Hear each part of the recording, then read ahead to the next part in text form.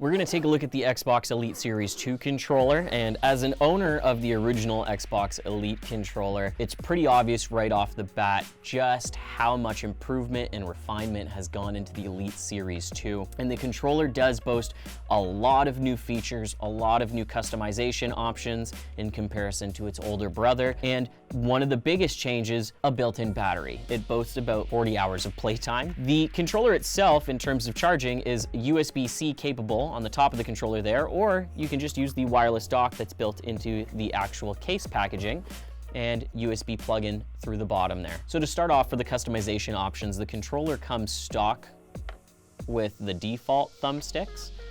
Those are kind of a given. Xbox hasn't really changed them, and there's not really a need to change those. However, the ones that are included in the packaging for the system have changed. So it comes with another set of larger top thumbsticks. This is to give your thumbs a bit more space on the thumbsticks in case you find that your thumbs slip off. And it does add a little bit more grip. It feels like the concave surface there that your thumb kind of sinks into, because it's a bigger area, gives you better positioning. I always liked the raised one because I felt like it gave me more grip, and they did still give us one there.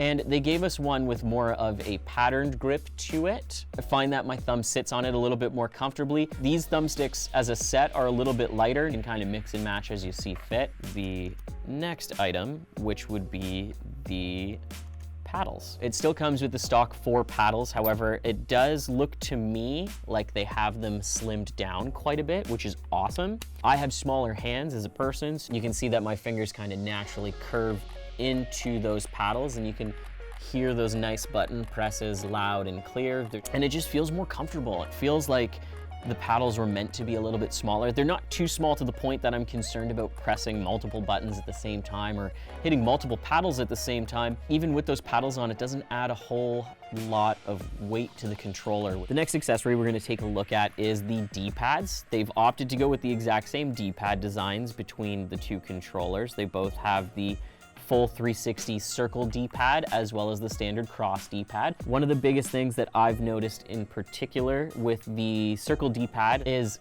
you can hear every single time a new direction is picked up, you can hear an audible click. It's not loud enough that it's annoying or intrusive, but it is loud enough to give you that hint or feeling of, I'm pushing several buttons at the same time here, or moving in multiple directions at the same time, which is gonna be amazing for any of the fighting games that you're playing, whether it's Mortal Kombat, Street Fighter. It'll make those directional moves and setting up combos a lot easier. And of course, they do leave you the option of using the standard cross D-pad. Clicks in nice and neat. Still those audible clicks, but not as noticeable because you don't have the plating covering in between each of the cardinal directions. I think I'm actually gonna leave the circle pad on this time around. Oh, I really like that clicking noise. I'm gonna call this omnidirectional clicking. One of the last features for the controller that they also improved was the trigger locks. Instead of the standard 2 trigger locks, they added in another level to the trigger lock. So you have your full pulls. Next is a stage lower. And then you can put it down one more, and it's borderline instant. Some audible clicking going on there, so you can tell that those triggers are being pulled. I would probably stick with the middle ones just because that's what I'm used to after coming from my initial Elite controller. They did add texturized grips to the tops of the triggers. So on top of your fingers now naturally curling into the sides, which was a standard upgrade for the Xbox controllers, they actually have grips for where the tip of your fingers sit, so you don't have to worry too much there.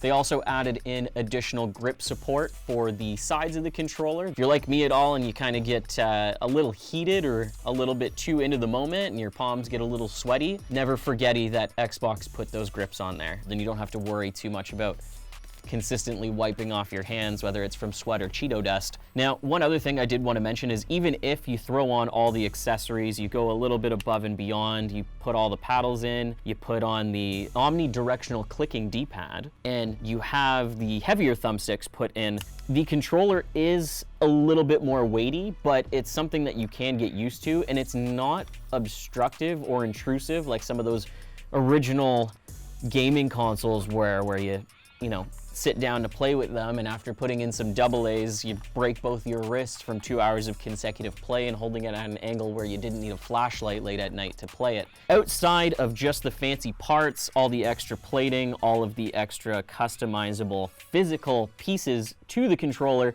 there's a lot more that can be done.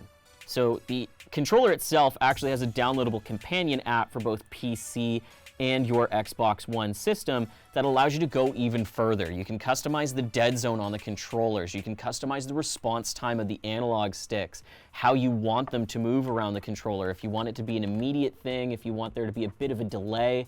There's pretty much nothing you can't customize on this controller, because if it's not available as a physical attachable feature to the controller, it is 100% available on the app. There's not much you can't customize. And as I was mentioning earlier, you can actually hotkey voice commands like Xbox take a screenshot or Xbox record that directly to the paddles or any of the other buttons. And that's what's so amazing with the controller, is you can customize and fine tune all of your options, all of your button presses, pretty much everything how you want it and when you want it directly to the controller. It makes it a lot easier to just switch from profile to profile and play different games. You're not going to want to use the same controller layout that you do for Gears of War 5 as you would anything in the Halo Master Chief Collection. You're not going to want to play Forza with your Gears 5 loadout, and that's what comes in with the swappable profiles for the controller. You can jump between 3 of them and have 3 set.